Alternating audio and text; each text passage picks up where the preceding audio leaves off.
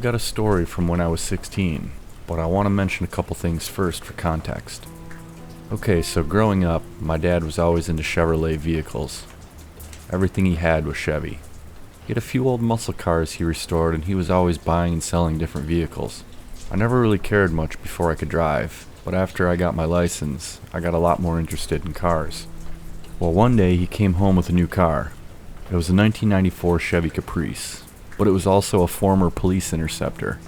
In the mid to late 90s, most of the cops in our area drove these, but this was the early 2000s, and most of them had been taken out of service. They were switching over to different vehicles like Crown Victorias, Chargers, and SUVs. Okay, so here's the story. One night, I was over at my friend Tyler's house playing video games. My curfew was midnight, so it was a little before that when I decided to head home. Tyler lived way out in the country, probably about 10 miles from where I lived. Most of the drive was back roads, and I'll admit I like to drive pretty fast because you would never see cops out that way. I was probably a little more than halfway home when I was going close to 70 and the speed limit was 55. There was an intersection coming up, but there was no stop sign for me, so I didn't have to slow down. On the corner, there was a building that sat back off the road a little ways. I glanced over at the last second and it looked like there was a cop sitting in the shadows near the building. It looked like the same kind of car that my dad bought a few weeks before. I remember wondering if it was a cop or not. Like I said, a lot of them had been replaced, but that didn't mean there wasn't still one being used. Instinctively, I jumped on the brakes and kept looking in my rearview mirror to see if the car was going to follow me. I got a knot in my stomach when I saw some headlights pull onto the road behind me. The car was gaining on me and I could see the red lights flashing, but as the car got closer, I noticed that the red lights weren't very bright. I had only been pulled over once before, but I remember how the flashing lights were really bright and lit up the whole street. I started slowing down and pulled over to the side of the road, and the car stopped a little ways behind me. I sat there for a couple minutes waiting for someone to come up to my window, but the car was just sitting there. Another 30 seconds went by and all the lights went out behind me. I thought this was kind of weird. I kept looking into my mirror to see if they were getting out. Then I saw the doors on both sides of the car open up. The interior lights came on for just a second before the doors closed again. When they did, I could see at least 2 men in the car wearing ski masks. I started to freak out, realizing it wasn't actually the police behind me. It was some people pretending to be. The men were getting closer and I decided to put the car into drive. As soon as I did, I heard the sound of someone trying to open the rear passenger door, but it was locked. I think there was a third man that I didn't see initially. I floored the gas and took off as fast as I could. I raced down the road trying to think of what I should do. I didn't have a cell phone at the time, so I couldn't call anyone. I could see headlights again in my rear view, so I assumed the car was following me. I remembered that if I turned right at the next road ahead, there was a gas station a little ways down. I stepped on it, hoping that I could get to the gas station before they caught up to me. I saw the car behind me come around the corner. For a second it looked like they spun out or something because the headlights pointed in another direction. Then I saw them straighten back out again. I kept going and could see the car in the distance gaining on me, but I could also now see the lights from the gas station up ahead. I kept going and then slammed on the brakes as I got close. I turned into the gas station and pulled up to the front of the building. It wasn't very busy, but I could see the clerk looking at me through the window as I pulled up. I sat there, looking back to see if the car would follow me in, but luckily it didn't. I watched as it slowly drove past, and it kept going in the opposite direction. I waited until the taillights got really far away, and I pulled out and went back the other way and made it home safely. I didn't end up reporting it to the police or anything. Looking back, that was kind of stupid, but I didn't want to get in trouble for speeding and stuff. But I'm glad my dad bought that old cop car when he did. Otherwise, I wouldn't have been so curious when the car pulled me over. I might have just sat there, not paying any attention when the men got out of the car.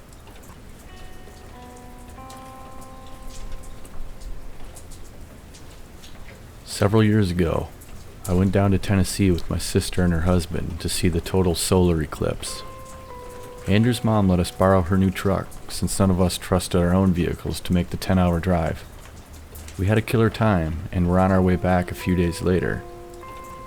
We stopped at a rest area right near the Kentucky-Ohio border so Andrew could use the bathroom. My sister and I stayed in the truck.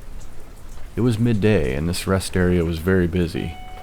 Most of the parking spaces were occupied, and there were people all over. A few minutes later, Andrew came back outside and was almost back to the truck when we could hear him talking to someone in the van parked next to us. I didn't have a clear view of who he was talking to, but I noticed that there was a lot of clutter inside the van. There was also a couple things that looked loosely tied to the roof that caught my eye. Andrew got back in the truck and we asked him who he was talking to. He told us that the people said they ran out of gas, and they asked him if he had any money to help them get back home. He told them he wished he could help, but he didn't have any cash on him.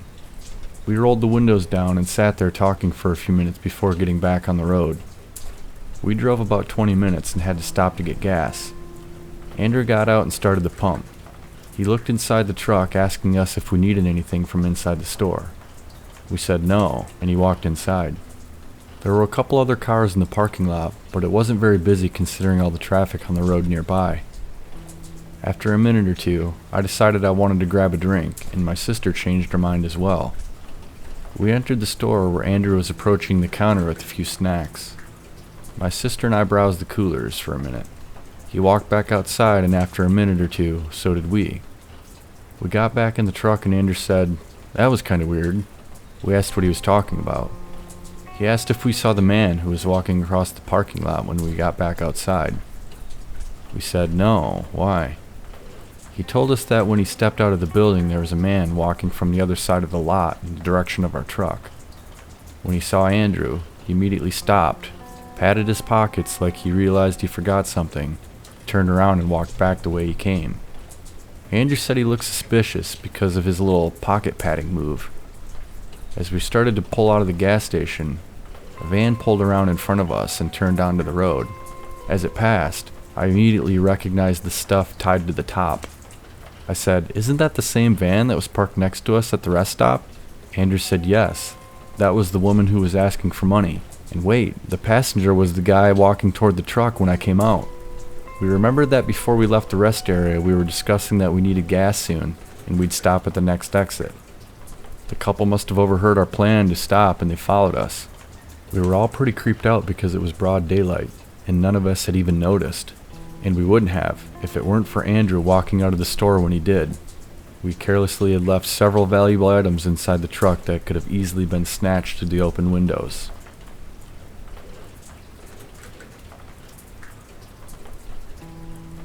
This story took place earlier today.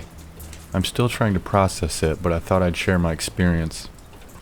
I live in a city that is divided by a large river.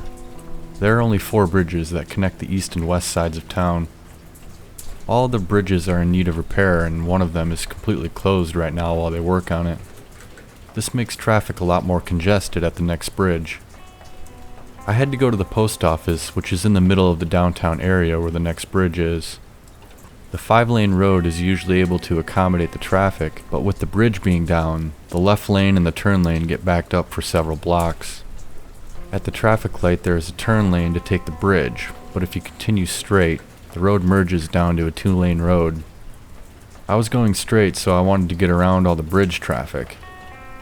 Using the right lane, I moved past all the cars and then moved back to the left lane to continue straight through the light.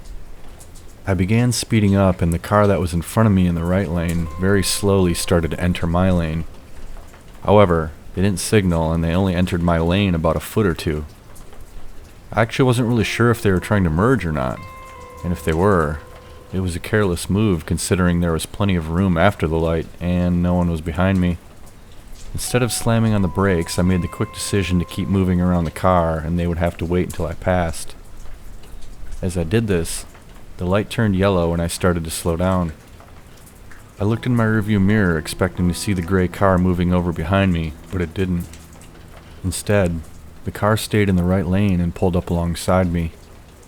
This was odd considering that there was no cars in front of them, and I was the 4th car back from the light. So they essentially had just stopped in the middle of the road parallel with my car. I looked over to see 2 men mean-mugging me. These 2 street toughs just glared back at me with very calm yet angry expressions on their faces.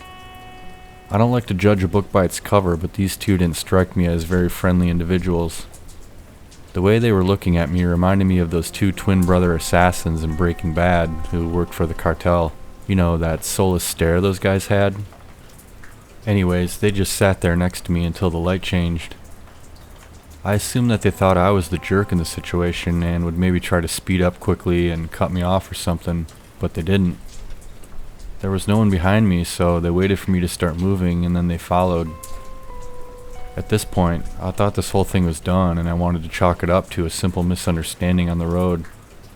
After this stoplight, there are 4-way stops at every block for the next 6 blocks or so. As I approached the first one, I could see the car was very close behind me. The next several intersections would be much busier, and this stretch of road had angled parking on both sides, so I couldn't really try to speed away or anything. I approached the next intersection where there were cars on all 4 sides. When it was my turn to go, the car behind me didn't wait their turn. It took off with me, again staying right on my bumper. They did the same thing at the next one. I knew that they were messing with me at this point, and I couldn't help but think how weird this was over something so silly. When I got up to the next stop sign, the car was flashing its headlights on and off behind me. Again, they did the same thing by jumping the line of cars and staying right behind me. It was around 4:30 p.m., so it was still light outside. The post office was 2 blocks away, but I knew I didn't want to stop there since these guys were all pissed off behind me. The car kept flashing its lights on and off, and I could just barely see into the car from my rearview mirror. I could see that the passenger now had a black ski mask on, and it looked like he had a baseball bat or something in his hands. There's a lot of people walking and a lot of cars parking in this area, so you have to pay close attention to the road. I could only make quick glances in the rear view, but in the next glance, I saw that the driver had something over his face as well. It wasn't a ski mask, it looked more like a bandana tied up just below his eyes. Now I was really concerned. These guys were either just trying to scare the crap out of me, or they were actually going to do something crazy if they had the chance. I knew for sure I couldn't park my car in front of the post office and have them potentially block me in, so I kept driving past it and stopped at the last 4-way. A few blocks ahead, there was a stoplight where the road came to a T. You had to go either right or left. There was a long line of cars waiting to turn left, but the right lane was free. I slowed down as I stopped in line to turn left, and so did the car behind me. I then took off pretty fast and sped up in the open lane to the right instead. The car followed. At this point, I was weighing my options. My car is pretty quick, and I knew I could outrun the older Dodge Avenger as long as I had some space to do it. But that wasn't a good idea at all. The roads were wet, and well, there were just so many things that could go wrong if I tried speeding away from them. I also have a concealed pistol license, and I had a gun and a knife on me, so I had ways of defending myself, but the last thing I wanted to do was let the situation escalate to the point that I needed to use them. I turned my car and took off down the road when I remembered that the sheriff's department was only a few blocks away. I drove up to the next stoplight and turned right. I drove several more blocks to the next light and turned right again. That's 3 rights in a row now, almost completing a full circle back to where I was a couple minutes ago. All the while the car stayed close behind me. The police department was just up ahead. I slowed down, pulled in, and parked my car. I was facing the road as I entered a visitor parking space, and the car slowed way down and kept driving past. I watched as the men stared at me for a few seconds, but then I lost sight of them as they disappeared past an adjacent building. I waited for about 30 seconds, but I didn't know if they kept driving or not. I couldn't really see. I stepped out of my car and walked behind it so I could get a better look. I couldn't see the car in any direction. I got back in and waited another minute or so, and took off back in the same direction I'd come from. I drove straight through into some nearby neighborhoods, and took a zigzaggy route back towards the post office. I didn't see the car again. I'm not sure what those guys were going to do, but I didn't want to find out.